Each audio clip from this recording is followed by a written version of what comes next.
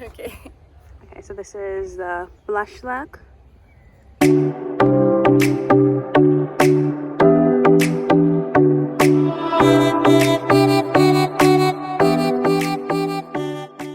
Hey guys, what is up? My name is Michaela Campbell, a fashion designer and founder for the fashion design brand MACK, and welcome to my YouTube channel. So today I'm going to be going over with you guys the behind the scenes of my styling project of when I created dresses out of trash bags and the photo shoot, the makeup, the hair, the models, all of that leading up to the photo shoot. So if you guys haven't already, please subscribe to my channel and also give this video a thumbs up as well.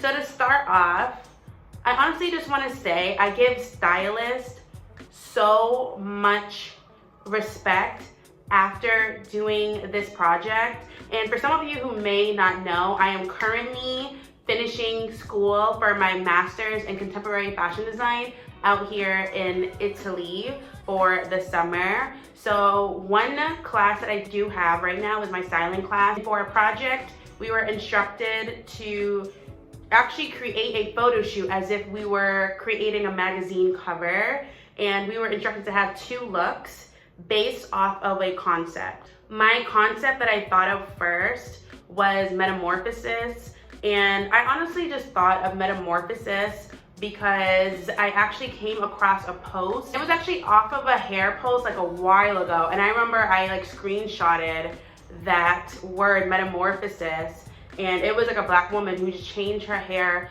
so much, and she had this long post, and I just thought it was a beautiful post, beautiful caption in terms of like how black women, we constantly change our hairstyle, we can constantly change our looks based on our hair. I thought that was just like a beautiful word and beautiful concept of just transforming one thing into another. So I wanted to really step out the box and step out the comfort zone. So for creating 2 looks for this project, I didn't want to use the regular schmegular everyday clothing. I wanted to make something cooler out of nothing. So what I thought of was using trash bags. I wanted to create 2 different dresses from trash bags and create something beautiful out of something that we don't deem as beautiful and that is so often used every day in the everyday life and not really looked at as anything more than trash. So that's why I wanted to use trash bags to create my concept based off metamorphosis and transforming something into something completely different. So for one look, it was a darker look, sleek back look. I used a black trash bag. You guys, I did not sew. This was the most basic dress. It's like a tunic. Literally, what I did was I took a black trash bag, I cut the bottom for a neckline, and then I also cut the sides for like little sleeves, so stick the arms out the holes. It's a very basic kind of cut, you guys. It's very simple, and it actually worked. I liked the way it looked, and I just wanted something minimal, something sleek, something edgy, but yet rebellious. I wasn't trying to go for like the Maison Margiela or like Balenciaga vibe, but when I was cutting it, and I was like, I feel like this is something that they would have, and I was thinking like of the Balenciaga trash bag that was launched and released a few years ago from their collection.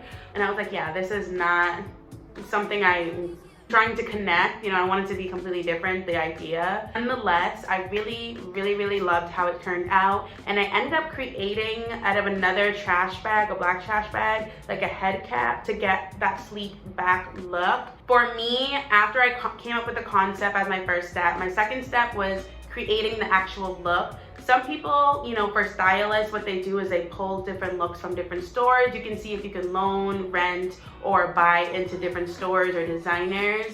But for me, I just did something different because I, you know, wanted to do something creative. And I ended up creating a look out of trash bags. And then for me, my third step was thinking of different poses to really articulate the kind of attitude and aesthetic I was going for. So because this was a more rebellious look for me that I wanted to communicate to the viewers looking at these photos, I wanted to do something more awkward and deranged. So I made a mood board or a board of just weird, deformed kind of looks and just like weird angles to shoot from as my second step. So I could then use and show that board to my model, whoever was going to model for me, so she can also replicate some of those looks that I had in mind. And then afterwards, after figuring out the poses, I was also thinking about hair and makeup.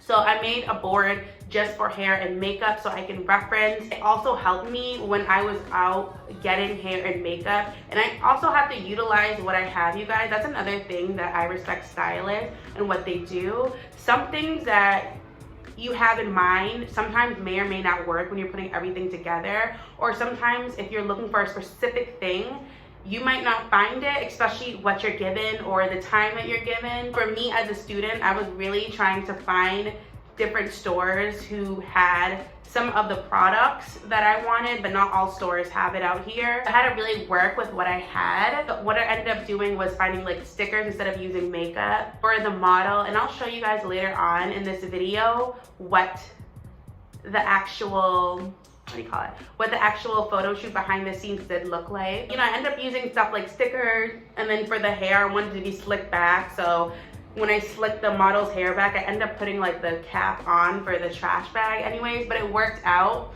That's just, you know, an example of like utilizing your hair and makeup and using it for references when you're actually in the shoot, how you're gonna work it really quick. And you don't always have a lot of time to work.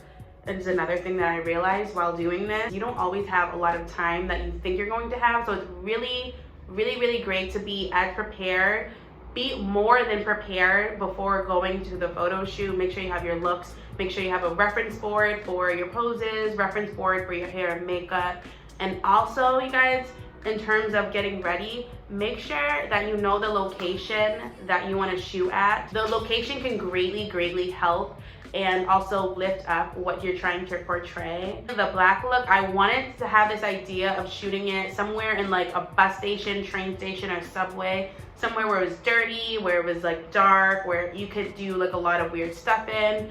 But because I'm in Florence, they don't really have train stations out here. They have bus stations that are like smaller. I'm like, okay, I can shoot a bus station. There's one train station, but that one is like kind of far out from where I am. So I went to the bus station and I used that as my location. And then for my second look, which was a more flower, transparent, beautiful look, that was more of a elegant look, I should say. I wanted to shoot it in a garden or a park. Thankfully, there's a park that's close to me where I stay, and I was able to find a model that was able to shoot in that area, thankfully. So finding a location is also very, very important and can help better your photo shoot. And so you guys, if you find the right location, sometimes you might not need as many props. Because for example, if I were to shoot these looks in a studio of just a gray or white background behind me, I would need more props to help me articulate the aesthetic I'm going for, rather than shooting in a location, which is a lot more beneficial, a lot more easier in my opinion. Once I had all those in line for my photo shoot, you guys, it was really fun. It was really easy. My photo shoot and my models, I actually found my models outside, you guys. I had a plan to meet up with somebody I knew when I was in Paris to photograph and shoot for my photo shoots, but I mean, I just never heard back from them. So I was just like, okay, I can try to find people on the streets, and that's what I did. Sometimes you just have to make stuff happen for things to come into fruition. So yeah, keep watching for this video. I hope you guys enjoy it.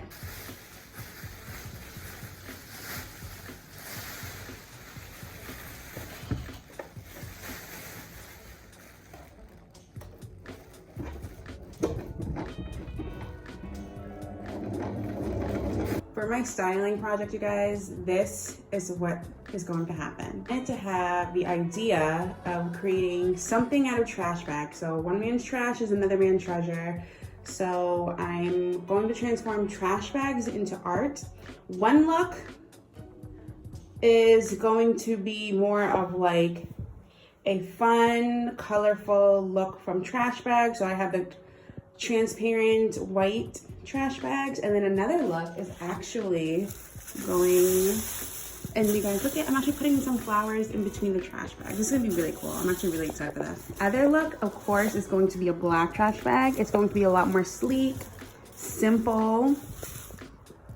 I cut the neckline and I cut an armhole, and it's honestly just going to slide right onto the model. Whereas this look is gonna be a little bit more complicated, so I'm kind of sewing as I go along this look and just seeing what happens and transpires out of it. So I'm super excited, you guys. It's Sunday. I just got back from Paris, to be honest, this morning, like at 5. It's 1 o'clock in the afternoon. So because I've been in Paris for a few days doing collection stuff, this project I have to present tomorrow. The PowerPoint and everything's already done except for the actual modeling part. So I gotta do the modeling part and then create a magazine cover from my actual photo shoot. I'm going to show you guys how I'm actually making this dress. So what I did is I bought a roll of trash bags, and these are 3 small trash bags in my hand. I just sewed them together. And what I did was I bought plastic flowers and I placed them in here. This is actually gonna be the front.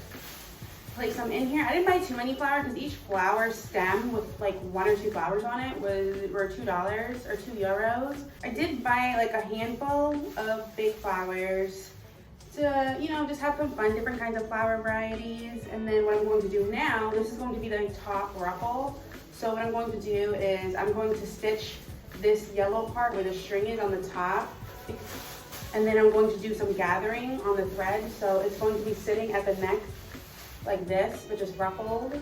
And then I'm going to do a second tier. And I already sewed the second tier. It's actually right here. So this is gonna be the first tier on the top that you guys will see.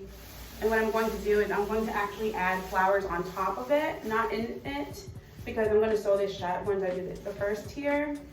I'm going to sew flowers like this. It's going to look really cool. And then my bottom half, again, I'm going to do a measurement 4 top stitch to close, so it's kind of like ruffled and gathered here, but then you guys are going to see it fluff out like this. And I'm going to add a couple of flowers to the bottom half, and that's going to be the look, period. I am going to actually walk to the park and try to find somebody on the street who can be my model. I hope there's a lot of people, and I hope some people say yes to make my life easier, because I just need shoots. Okay, you guys, this is look number 2, finished. We're taking it to the streets. God, it's a really nice day out, but hopefully I find some people who are willing to pose in this for me and just be my model for this styling class photo shoot. Okay, one last look. I really love this dress, actually. The idea of the colorful flowers on something so transparent. Okay.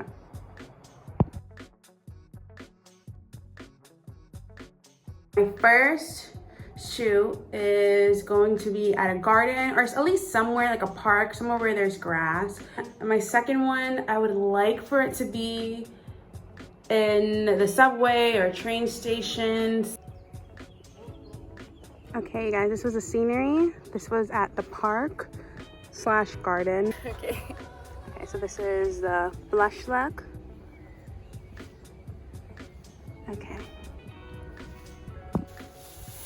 Okay, so this is the behind the scenes of my model. Fiona. I have to think of Princess Fiona. Okay, Fiona.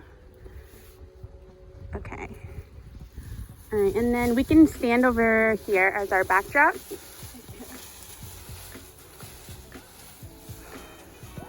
All right. And I just finished shooting right here. It was a phenomenal shoot. The model Fiona and her friend Lucy were super nice in allowing me to film them and take photos. It was probably like 5-10 minutes, but nonetheless, I'm really happy with how it worked. Yeah, you guys. While I'm trying to find people on the streets, I just wanted to get a footage of these beautiful houses, because look at how beautiful this is. Like, the areas are so, I mean, like, the beauty is so relentless out here. Like, you can find beauty in so many different kinds of things, in so many different unexpected places. Okay, guys, this is my second location. And this is right outside of the subway station. The subway station, it was really crowded inside, so it wasn't giving the vibe I wanted it to, so I decided to just find this and take pictures here. So hopefully they come out as good as it looks in real life. Are you okay?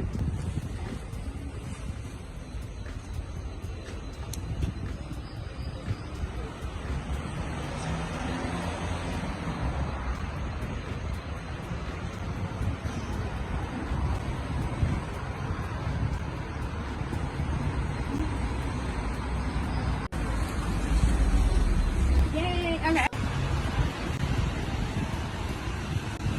Such a small, cute little face. Ha detto che sei bellissima. Thank you. Yeah.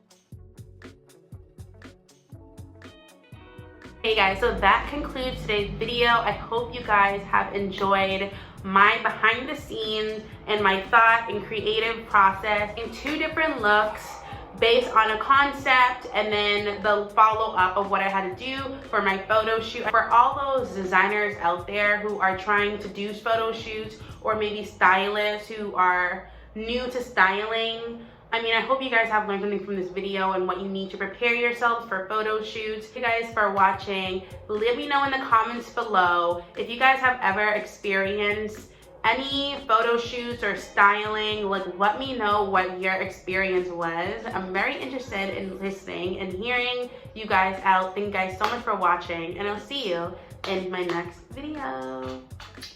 Bye.